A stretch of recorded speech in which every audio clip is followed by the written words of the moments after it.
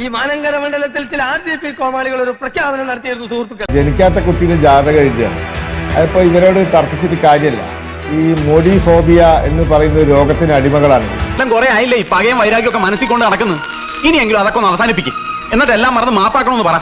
Doctor V Sivadasan, അങ്ങേക്ക് കോൺഗ്രസിന്റെ വിമർശനത്തിലേക്ക് വരാം. അതിനു മുമ്പ് നിങ്ങളുടെ മുന്നണിയിലെ കക്ഷിയുടെ പ്രതികരണമാണ് ആദ്യം. നിങ്ങളുടെ മുന്നണിയിലെ കക്ഷി അസ്വാഭാവികമായി അസാധാരണമായ രീതിയിൽ ഒരു വാർത്താ സമ്മേളനം നടത്തുകയല്ലേ? അവരിന്ന് യോഗം ചേരുകയല്ലേ? ഡോക്ടർ വി ശിവദാസൻ, അങ്ങേക്ക് കോൺഗ്രസിനെ പറയാമെന്നേ അടുത്ത ഘട്ടത്തിൽ.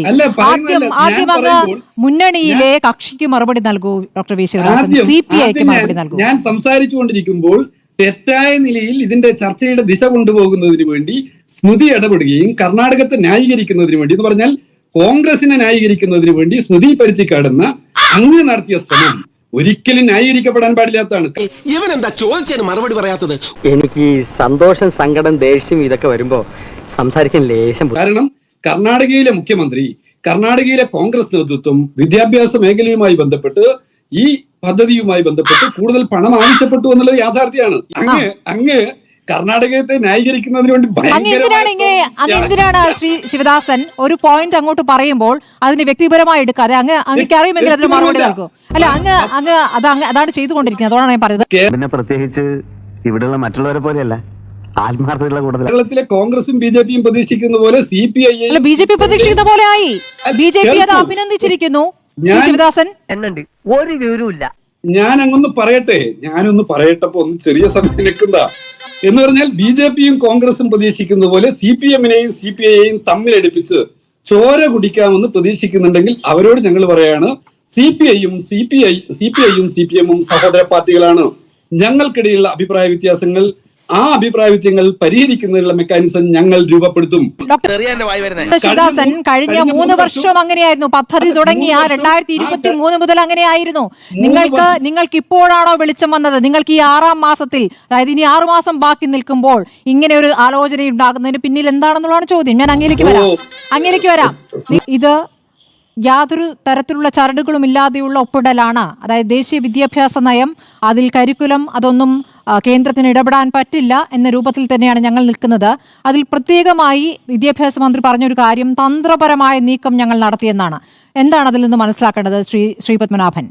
അതിൽ 1-2 കാര്യങ്ങൾ ക്ലാരിഫൈ ചെയ്യാണ്ട്. ഒന്ന്, ദേശീയ വിദ്യാഭ്യാസ നയം ആരോടും ചോദിക്കാണ്ടാണ് കൊണ്ടുവന്നതെന്നൊക്കെ പറയുന്നത് ശരിയല്ല. അത് 2020 അതിൻ്റെ കരട് ഇന്ത്യയിലെ എല്ലാ സംസ്ഥാനങ്ങൾക്കും അയച്ചു കൊടുത്തിരുന്നു. അവരോട് അഭിപ്രായം ചോദിച്ചിരുന്നു. കേരളത്തിലും അത് വന്നിരുന്നു. കേരളത്തിൽ സർക്കാർ അഭിപ്രായവും പറഞ്ഞിരുന്നു. ഇന്ത്യയിലെ എല്ലാ സംസ്ഥാന സർക്കാരുകളും അഭിപ്രായം പറഞ്ഞിട്ടുണ്ട്. ആ അഭിപ്രായങ്ങളൊക്കെ കേട്ടതിന് ശേഷമാണ് ദേശീയ വിദ്യാഭ്യാസ നയം രൂപീകരിച്ചത്. ഇനി മത്സരം വേണ്ട, കോൺഗ്രസ്സുകാരും ഞങ്ങളൊന്നും അറിയില്ല രാമനാരായണ എന്ന് പറയണ്ട. രാജസ്ഥാനിൽ 2023 ഏപ്രിലിൽ ഈ നയം നടപ്പിലാക്കി. ഇന്ത്യയിൽ Rajasthan tops in selecting schools under PM Shri. സ്കൂളുകളെ തിരഞ്ഞെടുക്കുന്നതിൽ രാജസ്ഥാൻ ഏറ്റവും മുൻപന്തിയിൽ നിൽക്കുന്നു എന്നുള്ള ടൈംസ് ഓഫ് ഇന്ത്യയുടെ വാർത്ത 23 ഏപ്രിൽ 2023 രാജസ്ഥാനിലെ BJP സർക്കാർ അധികാരത്തിൽ വന്നപ്പോഴാണ്.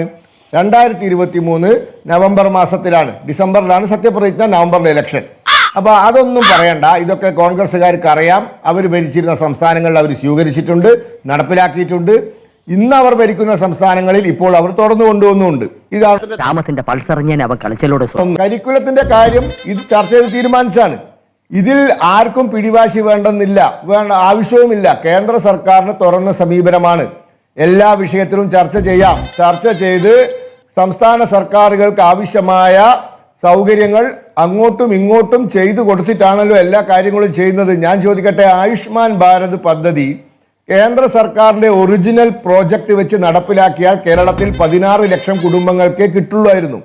അപ്പോൾ സംസ്ഥാന സർക്കാർ അതിൻ്റെ നിബന്ധനകളിൽ മാറ്റം വരുത്തണമെന്ന് പറഞ്ഞപ്പോൾ അതിൽ മാറ്റം വരുത്തി കാരുണ്യ പദ്ധതിയിൽ ഉൾപ്പെട്ട മുഴുവൻ 32 ലക്ഷം കുടുംബങ്ങൾക്കും നൽകുന്നതിന് വേണ്ടി അതിൻ്റെ നിബന്ധന മാറ്റം വരുത്തിയെന്ന് മാത്രമല്ല, നേരത്തെ 2010 സാമ്പത്തിക സർവേയിൽ ഉൾപ്പെട്ടതായ ഒരു 3 ലക്ഷം കുടുംബങ്ങളെ ഉൾപ്പെടുത്തി ഇന്ന് 35 ലക്ഷം കുടുംബങ്ങൾക്ക് കേരളത്തിൽ ആയുഷ്മാൻ ആരോഗ്യ പദ്ധതി നടപ്പിലാക്കുന്നുണ്ടല്ലോ. പഴയ കമ്മ്യൂണിസ്റ്റ് സോവിയറ്റ് യൂണിയൻ ഒന്നും അല്ലല്ലോ, ഇരുമ്പ് മറയൊന്നുമില്ലല്ലോ. ഇതൊരു ജനാധിപത്യ രാജ്യമല്ലേ, പരസ്പരം ചർച്ച ചെയ്ത് മുന്നോട്ട് പോകേണ്ടതല്ലേ.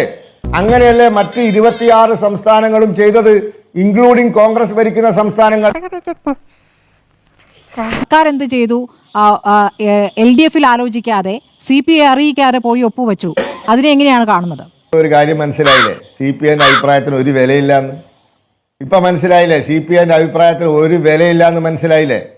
ഇനി CPI എന്ത് ചെയ്യണമെന്ന് CPI തീരുമാനിക്കാം. ഞാൻ എന്ത് പറയാനാ? സംസാരിക്കണം.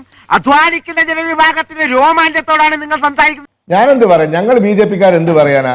അവർ തീരുമാനിക്കട്ടെ അവർക്ക് വേണ്ട കാര്യം. ഞങ്ങളെ സംബന്ധിച്ചിടത്തോളം ഒരു ഫെഡറൽ സംവിധാനത്തിന്റെ മര്യാദകൾ പാലിച്ചുകൊണ്ട് തന്നെയാണ് ഇത് കൊണ്ടുവന്നത്. അങ്ങനെ തന്നെയാണ് ഇത് നടപ്പിലാക്കുന്നത്. ആരുടെ തലയിലും കെട്ടിവെക്കുന്നില്ല, ആരെ കൊണ്ടും നിർബന്ധിച്ച് ചെയ്യിപ്പിക്കുന്നില്ല. ഇന്നും 2 സംസ്ഥാനങ്ങൾ ഒപ്പിടാണ്ട് മാറി നിൽക്കുന്നുണ്ട്. അവരുമായി ഇതിന്റെ പേരിൽ യാതൊരു പ്രശ്നങ്ങളുമില്ല. കൂടുതൽ വിശദീകരിക്കണോ?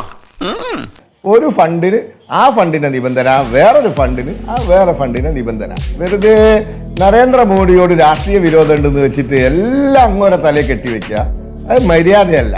ശരി, ഒപ്പിടേണ്ടി വന്നതിന്റെ നിസ്സഹായാവസ്ഥയാണ്. ഇന്നലത്തിലെ സ്കൂളുകൾ അത്ര മോശമല്ല. കേരളത്തിലെ സ്കൂളുകൾ അത്ര മോശമല്ലെന്നേ. അല്ല, ഞാൻ ചോദിക്കട്ടെ, എത്ര ലക്ഷം കുട്ടികൾ ഒരു വർഷം വിദേശത്ത് പഠിക്കാൻ പോകുന്നു, അന്യ സംസ്ഥാനങ്ങളിൽ പോകുന്നു?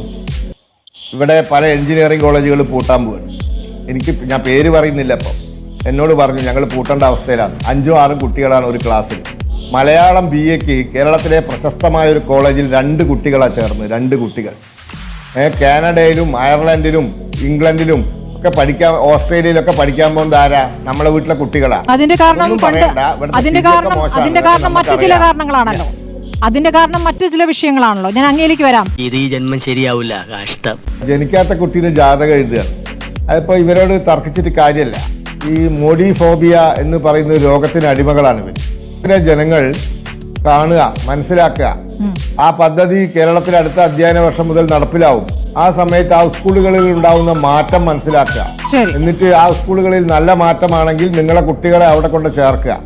ഒരു കാര്യം ഞാൻ ഉറപ്പിച്ചു പറയാം, 5 വർഷം കഴിഞ്ഞാൽ ആ സ്കൂളുകളിൽ ചേരാൻ ഇവിടുത്തെ വലിയ ഇംഗ്ലീഷ് മീഡിയം സ്കൂളുകളിൽ നിന്ന് പേര് വെട്ടിയിട്ട് വലിയ സാമ്പത്തിക ശേഷിയുള്ള വീട്ടിലെ കുട്ടികൾ പോകും. എഴുതി വെച്ചോളൂ.